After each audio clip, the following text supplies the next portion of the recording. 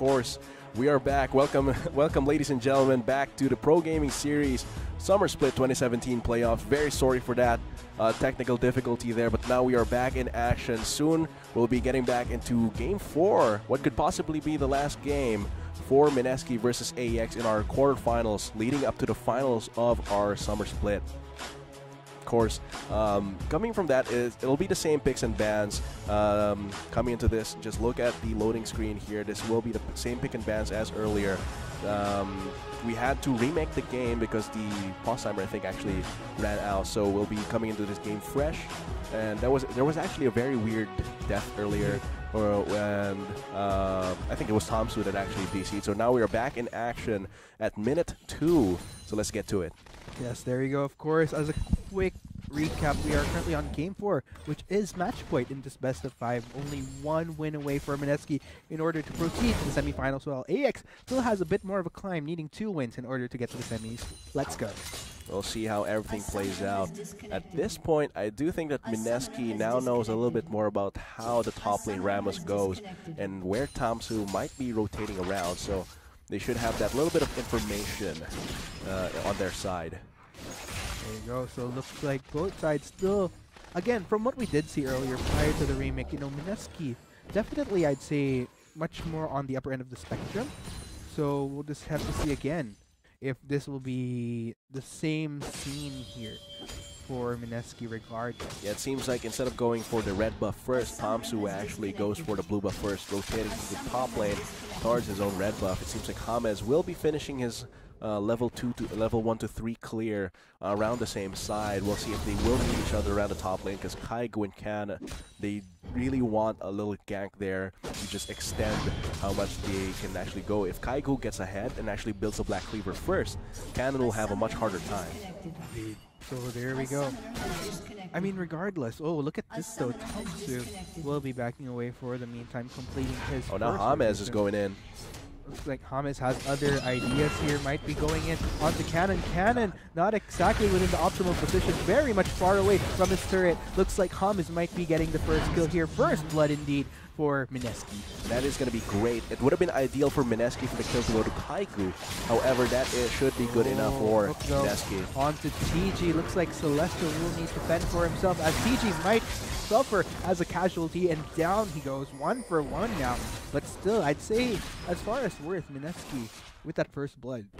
Definitely giving it to the Rek'Sai here. James should have a little bit more tools once he recalls, might even get an early Tiamat. He might actually just go for the Cinderhulk really after that. He is going a little bit more tanky. As for AEX down there in the bot lane, that's how you actually, they've changed targets. Instead of constantly going for Celestial, they try to take advantage of TG. Even though they don't kill Celestial, the gold boost it gives to Mirmo will actually be so substantial if they take down TG, because TG cannot swallow himself. He can't save himself. If he gets hooked in, then he's practically dead at this point of the game. This early in the game, he doesn't have tank stats. Indeed. So regardless, it looks like AX kind of made the adjustment right now, realizing that technically when you're up against a Tompkins and a Caitlyn, I mean, oh dear. Yeah, that's right there. Good. Hook, line, and sinker, but the Catfish does save Celestial. But yeah, regardless, I mean, this is what we've been talking about here, wherein technically, if you try to go for Celestial at that last minute, once you think that you'll be able to take him down, all it takes is that one Devour from TG. So I like that if you're going to look at how that matchup went earlier on, they went full focus fire onto TG instead. Yeah, that's really a great adaptation coming from AEX. And I think TG is adapting to this now by being behind Celestial. So the one who will get hooked will definitely be Celestial, and then he can just swallow him up to save him. Tomsu gonna go for his signature aggression on the jungle side of Mineski. Whether or not that'll be fruitful, though, that's something that I'm not sure. Yeah, because James doesn't really have resources down their bot side, so there's not much sense unless he's setting up for a gank or setting down deep vision. But at this point, it just seems like he's going for a roam here in mid lane.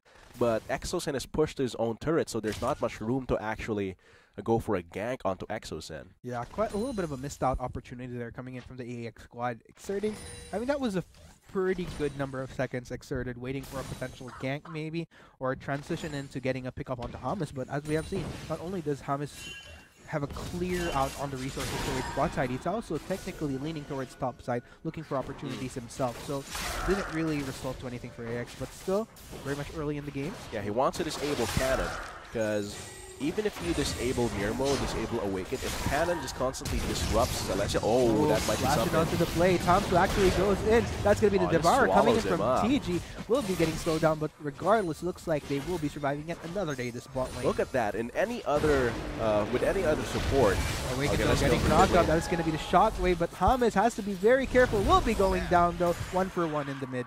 1-for-1 indeed. The kill still goes to James. More fights TG, more happening fights. here. TG might be in trouble himself. Forced to proc the extra thick skin there, but Mirmo might actually be in trouble himself though. Celestial tries to get the kill. Mirmo continues to try to run away. Vanguard still at bay though. Celestial continuing the chase. Misses out on the poke over Peacemaker. I think he's dead. But there we go. Celestial will be Oh. sacrificing himself though for that one kill. 1 for 2, but the fact is Mirmo got both of those kills. So that's going to be terrifying for Mineski. Once Mirmo gets back to lane, I think he will have access to at least a pickaxe or a few. Vamp Scepter actually will be his first pickup, going for the Blade of the Ruined King. As for Mineski, that was way too ambitious to actually go for that. Very, very dangerous. Indeed.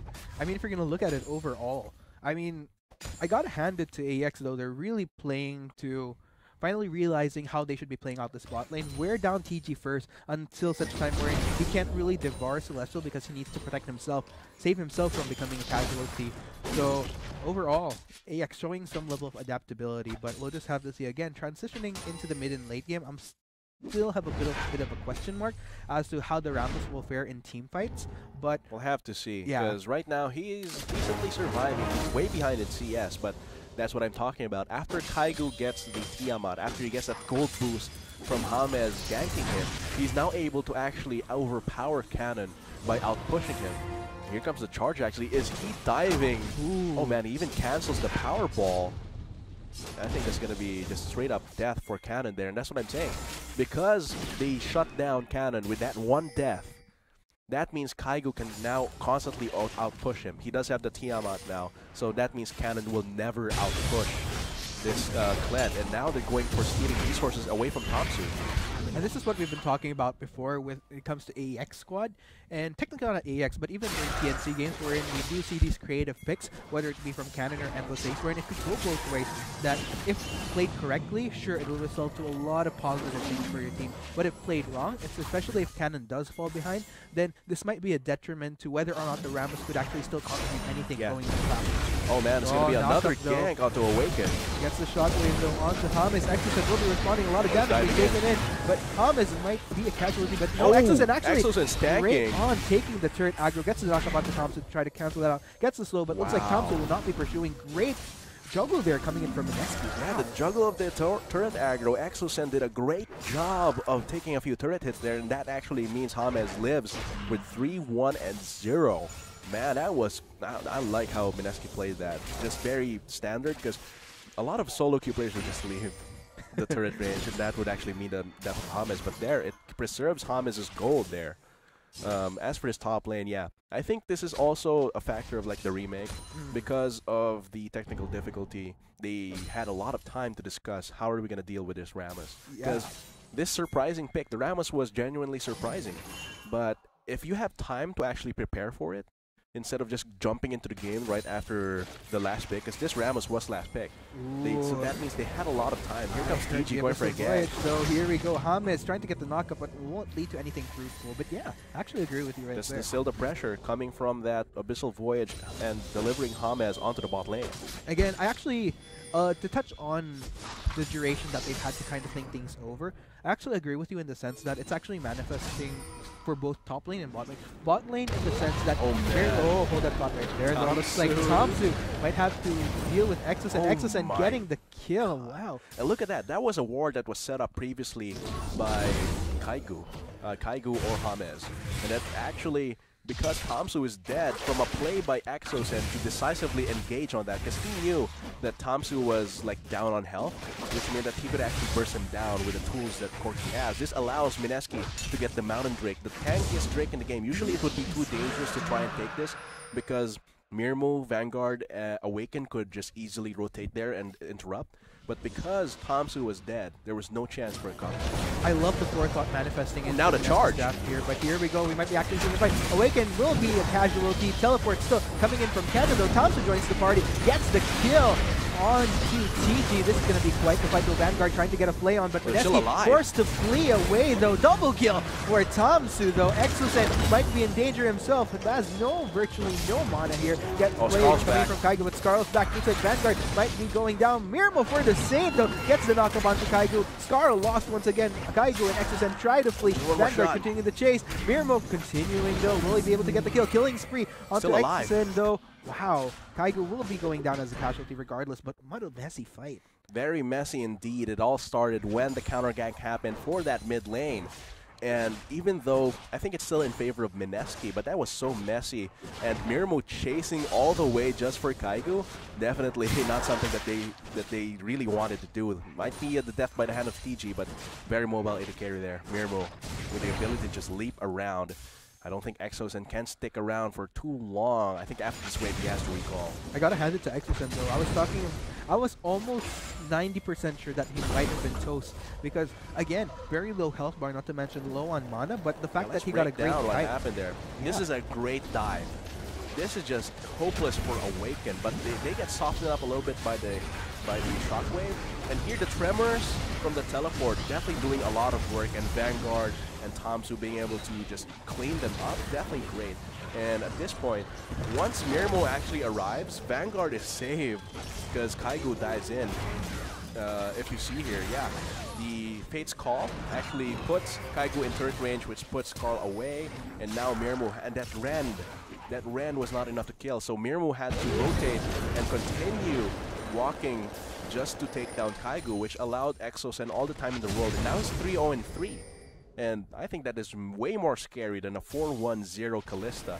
Exocet with 3-0-3 has his Triforce now, and James is still taking resources away from Tamsu. And James taking a lot of damage, though, will be able to back away, but no! Actually does go down to Awaken. Hook trying to connect onto Exocet. Not quite connecting. Awaken will be the next casualty. Rampage for Exocet. Buff transfer complete. That is double buffs onto Exocet. A double kill. Wow, but Kaigo actually on the case of Cannon. Cannon looks like we'll be able to powerball away. Still do it. No, things might be going south. TG forced to back away, gets the same onto Exocet though. Celestial continuing the damage onto Vanguard. Vanguard might have to be careful in this case. Cannon trying to defend, and it looks like we'll be able to zone this. Oh man, Exocet is going to snowball so hard with these double buffs. 5 kills, 3 assists, 0 deaths.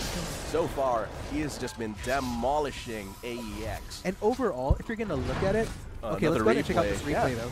Look at his fearlessness from James. Even though it does cost him his life eventually, this sets up a really nice double kill for Exocet. Look at that burst. He walked away from the Lantern, which gave Exocet just enough time to kill him. And he flashes over so confidently that he would survive. And here, he does actually live because TG was right around the corner. The safety of the Tahm Kench pick, denying so many kills from AEX. Not just for this game, but from the previous game as well. They should have banned it out. Man, I gotta have it. TG definitely showing up here in the playoffs thus far.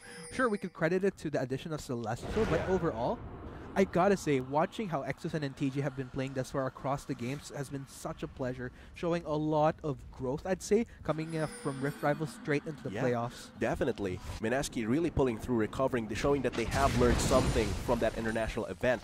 And this is also coming from the draft. I don't think they should have left the Tahm Kench open because oh man, that might be Cannon in trouble. Man. Okay, he's very fast. But yeah, speaking of Cannon, this is actually the problem that I have with AX right now. You've been talking about Exocet. how I don't think he can actually kill, but there is pressure on the top lane turret now. Indeed. But yeah, you've been talking about how Kalista Mirmo, a 4-1 if you're going to compare it to the rest of Mineski. And not just that, but oh no, we have a fight though. Knockup connecting onto the bot lane duo of AEX, forced to back away. Gets the kill, the beauty of the Rek'Sai clearly manifesting. TG getting the save though onto Exocet, preventing the shockwave from connecting. A lot of damage coming in from the Mineski squad. Cannon, the next casualty. That is going to be 4 members of AEX down. Overall, Mineski really slaying the competition. And now getting turrets across the board. 3 turrets, all outer turrets now down for AEX. Mineski just eats them up. And I love that. The Shockwave got dodge actually by TG. He just swallowed his teammate up, which actually saved him from the shockwave. I like that. And coming from Mineski, they're just showing the power of this kind of composition, and I do not think that they should have left the Tahm Kench up, because Indeed. it's been denying so many kills that AX could have used to come back into this game. Of course, they are really overcommitting to a lot, but I don't think they should have banned Elise, because if you ban Elise, Mineski's gonna pick up the Rek'Sai, right? And it really performs the same way Elise does. Early game pressure, very fast clear. So, and execution potential as well. So there's a good alternative. The alternative is as good as the ban out. So the Elise ban out rather, isn't as good. But if you ban out the Tahm Kench Kench's utility is unique. You cannot get the Abyssal Voyage and the Devour from any other support. So that's something that they should have considered. They got demolished because of the rotation potential come from Mineski. Not only that, but this is the biggest worry that I had with AEX right here. Cannon now 0-4-1 on this Rammus. Does have the Thornmail along with the Ninja Tabi to boot. Sure, we could technically peg him as a great meat shield, but what He has no health. He has no exactly. health. Without the health, not to mention the fact that members of Mineski could easily just converge on the squishies while completely ignoring Cannon. Because at this point, Mineski is so fed that they can ignore the tankiness of Cannon. And even if he was tanky, just leave him to Exocen. Exocen deals 80% magic damage. So what happens here? No health with so much armor, but you're taking more magic damage than physical. So Exocen is just free to go there. And now look at this. 2 Mountain Drakes for Mineski. Mountain Drakes are just their thing today. And combine this with a Triforce on Exocen and the sieging potential of Caitlyn, that is scary. I think AX is really going to have their backs to their wall here. Indeed. They have to fight back. But it's so hard seeing as all of them except Mirmo are so behind. This risk that AEX took overall, I gotta commend them though. Sometimes you do need to take these risks, be a little bit more creative with these compositions. But then again, there is that risk that doesn't manifest though. But here we go, we might be seeing a fight though. AEX, Exocen in the backline dealing a lot of damage onto Vanguard. That is going to be the takeaway though. Awaken getting the kill onto Hamas. Looks like things are going well for AEX. Thus far, charge coming in from Kaigu. Goes on to Vanguard, might be going down, but Kaigu in exchange, that is going to be a lot of members from Mineski down, only Kaigu and Exocen remaining. Legendary still for Exocen though. Cannon continues the chase. Will be getting the blasting cone though. Kaigu not quite done just yet. Converges onto Awaken. Changes onto Mirmo. This is be very scary. Loses out on Scarl. Cannon though gets caught. And Exocen though actually within range to still get the response. A lot of damage. Goes straight onto Awaken. This may be indeed the cleanup right here. Cannon forced the Powerball away. Looks like we'll be able to survive yet another day, but wow. Almost hitting that, but does leave him free. He has a little bit of a wave forming in this bot lane. He can quickly take out this bot lane secondary turret. It's already half health, plus he has 2 Mountain Drakes and Triforce. And the Rapid Fire Cannon as well, so this is going to fall down very, very quickly. Man, at the end of the day, I'd still have to peg that as a victory onto Mineski because just the fact in itself that AEX was in the position to really collapse. Yeah. So let's go ahead and see what happens. The patience. Hamas pulls a lot of damage coming from AEX, and the split second where you're invulnerable and untargetable while you're in Void Rush leaves so much time for Kaigu to catch up with the teleport, and so much time for Exocen to do the blue buff while kiting away Tamsu. And after this, yes, Exocen does have to run away, and Kaigu has to 1v2 this for a while. He does die, but in the end, cleanup crew definitely worth it. For not even a crew, cleanup man, the janitor here for Mineski takes him out cleanly, and he gets a turret on top of that, so it's definitely worth it for Mineski. That is a huge win, and this is just a grand snowball. Already another fight, and they are doing Baron as we speak. Oh man, this is absolutely beautiful. 10k gold lead at 20 minutes. Man, I think TG can just tank this entire team. Cannon actually getting the flashes though. This might be the Baron fight. A lot of members of Mineski though. They get the steal, not to mention from the Rammus. Kaigu though getting a lot, but still those are 3 members of Mineski down. Kaigu forced to back away. Will TG be able to save him though? That is the question. They continue to back away though, still very much far away from safety though. Oh man, TG gonna be soaking up a bit of the damage though. Goes in. Gets Scarl back. Mirmo though trying to get the kite on. Awaken will be the next casualty though. Mirmo himself might be in trouble here. Devar to save Kaigu, but oh man, gets the kill. Wow. He delivers Kaigu in front of in front of Mirmo, rather, and just takes him out. That is great. And they survive even after losing the Baron. Of course, let's see the moment where Exosen tries to go for something. TG actually, he just Valkyries over there. I want to see the point where they actually get the steal. But again, that was almost a throw from Mineski. Mineski Baron throw. But they were still able to win the team fight by a landslide, even after they lost the actual team fight. Oh, they smited early. James smited early, and I think that Cannon got it from the Tremors, which is definitely bad for Mineski, but they do lose a huge chunk, actually no, the entirety of the Baron buff, and this is still Mineski 8,000 golden.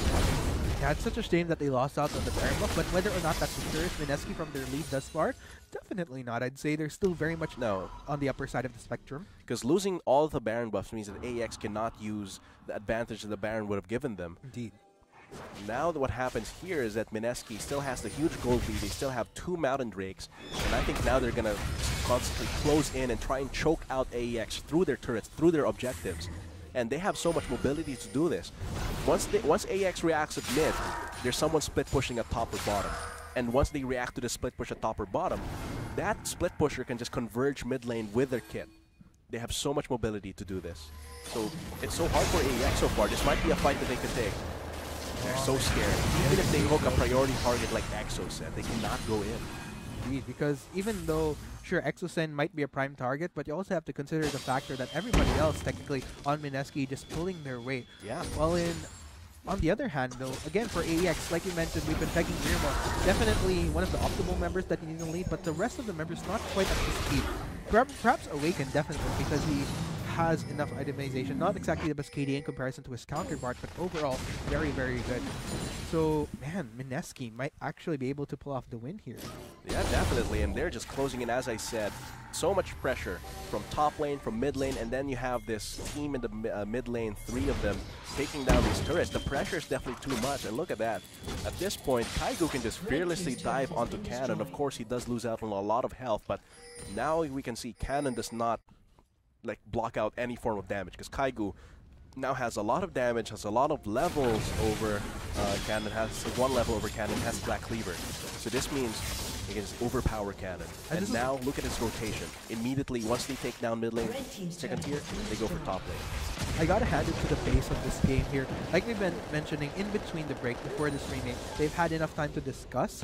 So for bot side, it definitely gave Mirmo and Vanguard that realization that they probably need to focus TG first before going on to Celestial. But I feel like overall, it definitely benefited Mineski more, this remake, this break in between, because Kaigu, realizing how he needs to play around this Rammus benefited him much more, because we've been talking about how this Rammus is high risk, high reward. Exosen as well, he was able to survive longer in lane because Tamsu and James weren't focusing so much on the mid lane. And because they know a little bit of information where they started last game, actually Tamsu started bot side. And even though they met around the top side, James was the first one to gank. And it actually, because Cannon was way too pushed up, that gave the kill to James and assist to Kaigu, which actually put him much closer to his Tiamat. And once he got his Tiamat, it was over for Cannon. Man, 24 and 15 on the scoreboard, but the lead is clearly on Mineski's side. Look at that, almost more than 10,000. AEX definitely has their back against the wall. And technically, this is the tricky part here. I feel like clearly the weaknesses of AEX post-roster change is manifesting, because, like I mentioned, the flexibility that they had with Calculated and Endless Ace on their roster before was kind of missed out on. Although, I gotta hand the positive, though, is that AEX, they're able to lean towards these more meta picks, but then again, they lost a lot of that creativity by missing out on these 2 members, and I feel like it's definitely manifested. Look at that pressure. Without even fighting, they get so much push in, taking the inhibitor turret in the bot lane and just top lane inhibitor turret, already destroyed, left at a sliver of health, and now it's demolished, and now they can just converge either on the inhibitors, expose inhibitors, or continue to siege mid lane. And look at that trap line. They cannot engage onto Mineski. It would be too dangerous, because now Celestial can just free hit them, and it would leave Exosen. Actually, Exosen is going to one that's going to benefit from the traps, because he can just constantly push in. Oh, that's going to be the hook. Well, TG again for the save. This is the beauty of the top gen right here. Oh, they're still going for the face no, call. Knockup going on to Celestial right there. This might be the fight for AEX. Celestial focus fire manages to take him down though, but still the rest of Mineski still very, very much healthy. Where is the rest of the members though? Looks like Exocet actually getting the push though. TJ getting a great distraction for Mirmo here, but still, while chaos is ensuing, the rest of the members, here comes Kaigu though, misses out on Mirmo, but still does manage to escape regardless. Two inhibitors, I think that's worth it. 3 members for an inhibitor, and the death timer's just in time to respond to Baron. What happens here? What happens here is that Mineski, even though they got 3 deaths there, they got 2 inhibitors, which will naturally push in hard, which means that AEX cannot respond as decisively, as quickly to the Baron, which Mineski will inevitably do once they all respawn. And look at that damage from Exocet. Even Cannon is afraid to dive him 3v1.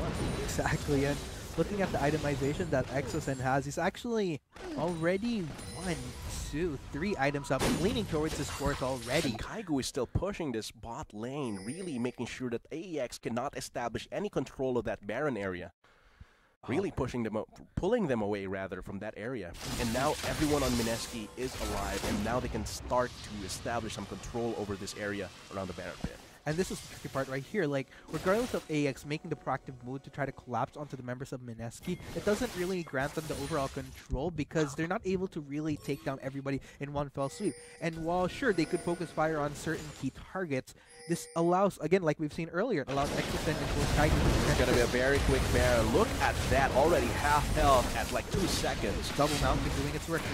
And there's not even a chance for them to contest. Tamsu could not even jump in there. Now TG and James will be going in. Oh no, this might be a fight though. Shockwave connecting onto members of Mineski though. That's going to be James quite a little bit low on health. But here comes the rest of Mineski. Exocet dealing quite the damage here. Still alive indeed. Takes down Tamsu. Kaigu soaking up a lot of the damage here. Doesn't get the Ren though coming in from Nirmo. Cannon trying to zone for the rest. Double kill for Exocet. Those are going to be 2 members of AX down. Make that 3 members. Triple kill for Exocet. This might be the game, ladies and gents. Awaken and Vanguard. I don't think they can defend this at all. Here comes the charge though coming in from Kaigu. Nexus. Gonna go straight indeed. Connects onto Awaken, gets the kill. Vanguard, the only surviving member of AX. Ladies and gentlemen, I don't think AX could defend this anymore. Game. That is gonna be game indeed. Congratulations. Mineski taking down AX 3-1. Congratulations. Without any casualties. Look at all those blinking red health bars, and they still take away this game. So clean come from Mineski, and they move on to the semifinals against IPT tomorrow. Man, I need to take a breather for a bit. That was intense, but wow, the way Mineski played that, and like you mentioned, without any casualties, that was a huge positive. So, in the end, Exocet ended that game with like 15 kills and 1 death and so many assists. And I think that was because of the adaptation that they made. They had some time to think about the matchup. Okay, let's shut down Cannon. And now Kaigu is just going to go all over the place. And now Exocet, he just popped off. He was able to get, because James successfully ganked for him, he was able to snowball. And all those invades coming from Tamsu definitely just allowed him to just continue snowballing every single kill. And now he ended, actually, no, 16-1-6. That is phenomenal. That was phenomenal. That's definitely a huge boost to his stats for this split, really.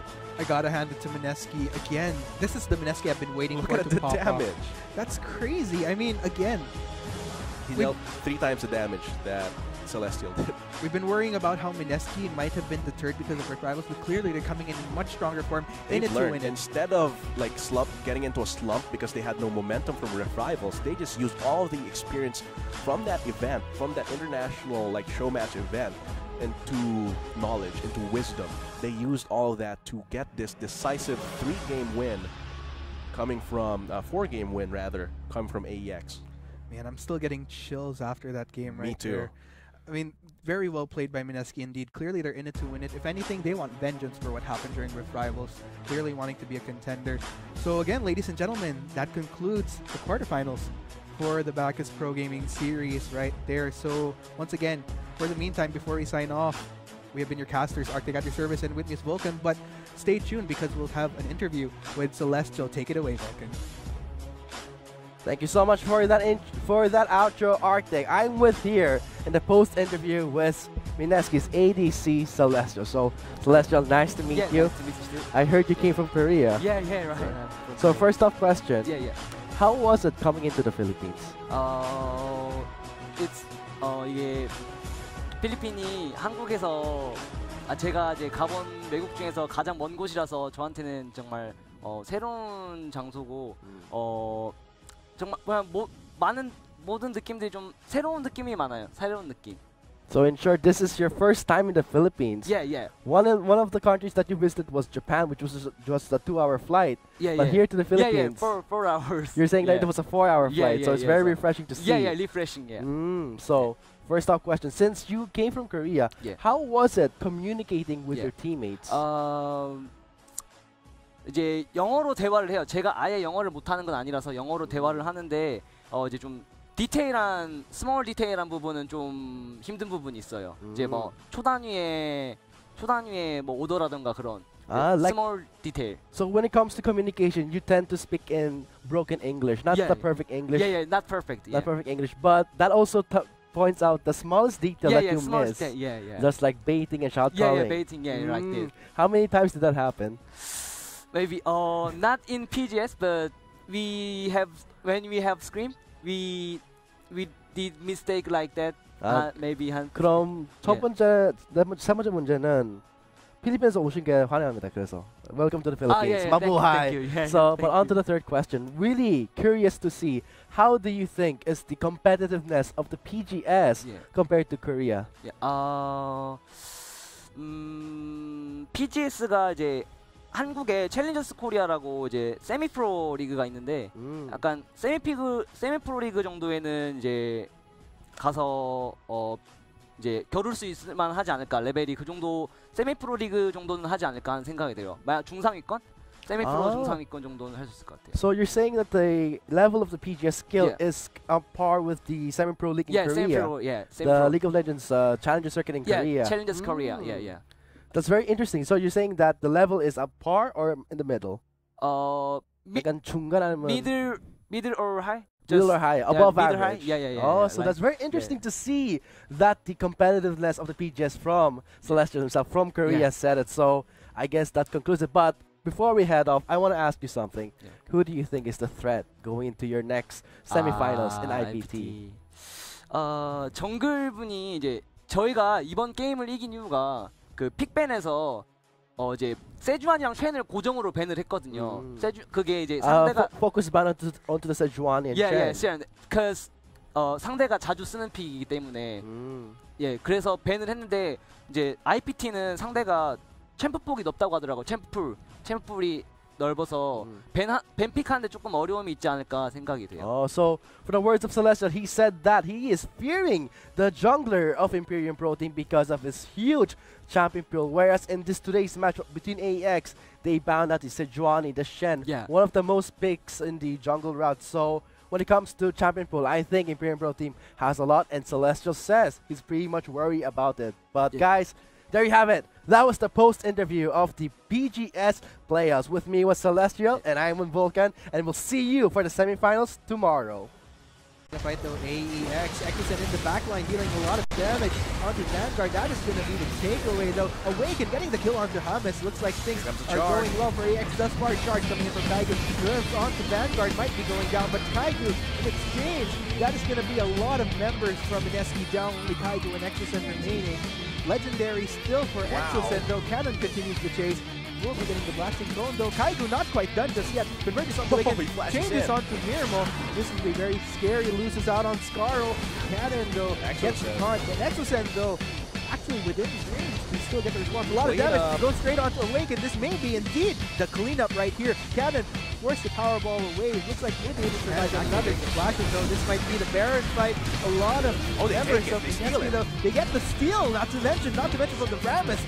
Kaigu though getting a lot, but still those are 3 members of Mineski down. Kaigu forced to back away. Will TG be able to save him though? That is the question. Knockup going on Celestial right there. This might be the fight for AEX. Celestial focus fire manages to take him down though, but still the rest of Mineski still very, very much healthy. Where is the rest of the members though? Looks like Ekusen actually getting the push though. TG getting a great distraction for Mirmo here, but still, while Chaos is ensuing, the rest of the members, here comes Kaigu though, misses out.